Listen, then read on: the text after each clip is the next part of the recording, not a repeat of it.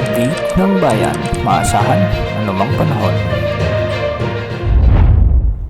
Magandang araw po sa ating lahat. Narito ng pinakaling update sa magiging lagay ng ating panahon sa araw na ito at sa mga susunod na araw. Sa kasalukuyan ay dalawang weather systems ang nakakaapekto ngayon sa ating bansa, ang shearline at ang northeast monsoon o amihan. Unahin natin ang shearline na kung saan magdadala ito ng maulap na kalangitan, kalat-kalat na pagulan at pagkidlat pagkulog sa malaking bahagi ng Eastern Visayas, Dinagat Islands at Surigao del Norte. Mag-ingat po dahil posible ang banta ng mga biglaang pagbaha o pagguho ng lupa kung may mga katamtaman at minsan ay malalakas na pag-ulan. Samantala, saan naman ang maulap na kalangitan na may mga mahihinang pag-ulan sa may Metro Manila, Cagayan Valley, Cordillera Administrative Region, Central Luzon, Calabarzon, Bicol Region, Oriental Mindoro, Marinduque at Romblon.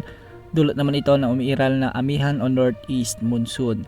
Dahil pa rin sa amihan, asahan din ang bahagyang maulap hanggang sa maulap na kalangitan na may mga isolated light rains o kalat-kalat na mahihinang pag-ulan sa nalalabing bahagi ng Luzon at nalalabing bahagi ng Visayas. Samantala, magiging bahagyang maulap hanggang sa maulap din ang mga kalangitan sa nalalabing bahagi ng Mindanao, ngunit asahan pa rin ang tsansa ng mga kalat-kalat na pag-ulan at pagkidlat pagkulog, dulot pa rin ng mga localized thunderstorms. Mag-ingat pa rin sa banta ng mga biglang pagbaha o pagguho ng lupa, lalo na kung may mga umiiral na severe thunderstorms. Para sa lagay ng mga pag-alon sa ating mga karagatan, ang silangang karagatan ng bansa ay posibleng umabot ang mga pag-alon mula 2.1 hanggang 3.7 meters at sa nalalabing karagatan ng bansa posible ang mga pag-alon mula 1.2 hanggang 2.8 meters. Sa kasalukuyan wala tayong minomonitor na LPA sa loob at labas ng ating area of responsibility at wala rin tayong inaasahang bagyo sa susunod na 2